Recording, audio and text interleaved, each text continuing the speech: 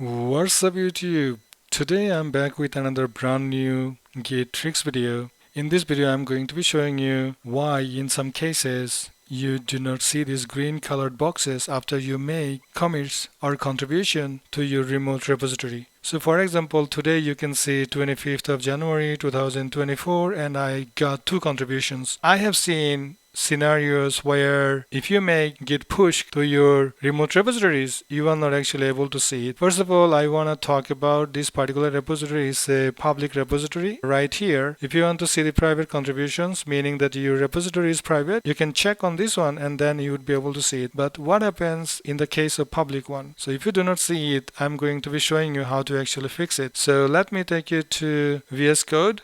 First of all, what you have to do is this. So git config, you can say local or you can actually ignore it, is the same thing. And user.email, that's the first thing you need to check. So if you look at here, this is the email address actually I'm using. If this is the email address that is actually used for your GitHub account, let's say you have got private email address, right? You are not actually exposing your private email address. GitHub actually gives you this. I think this is from since 2017 or 16, I can't remember. Instead of exposing your private email address, actually this is the email address you can use. So remember this, the email that you have for your GitHub account, if you do not have that as a setup, you would never be able to see this. How? I'm going to be showing you just in a second. So for example, I made some changes right there. You can see I'm gonna make a commit. So let's say git commit -am, making the green colored box git commit history, something like this. Please excuse me for my commit messages. This is just for the demos. I don't actually tend to make this perfect. So if I do this and do a git push and I refresh this page, I had 2 contributions before this particular commit. Now you can see actually 3, which is correct. I'm gonna mess this up right now. I'm gonna explain to you why this doesn't work. So let's say I make another change, git add -u. Okay, so I'm going to be saying user.email. This time I'm gonna say test@test.com. So instead of having the authenticated email, I'm gonna put a dummy email and I'm going to be still able to push to the remote repository. If I do git config user.email, so the email address is changed. If I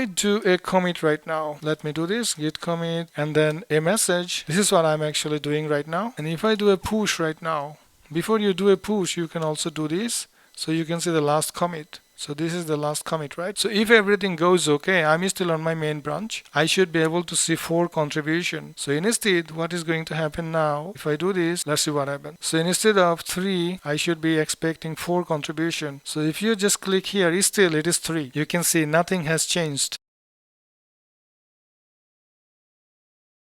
So I'm gonna grab this git log and then 2. So I'm going to be able to see my email address --local. Instead of saying this, I'm gonna say this is what I'm gonna do. So I have set the email address. Now what I'm gonna do, git amend -reset author, and if I do this time you can see what happens. Okay, let's close this. It's fine for me. So if I do a git log -1, you can see this has got changed, right? So what happens if I do a push right now? I might need a force. Okay, I can't push it because actually I have this force policy.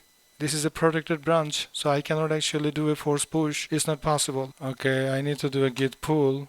It's because this was actually behind. Now I'm gonna do a git push. So if I do this, I'm able to see 4 changes right now. So I hope you understand the concept. This is what I wanted to show you for today. If you find this video useful, give it a thumbs up. Hey, do not forget to smash the subscribe button. Thank you very much. Talk to you soon. Bye bye.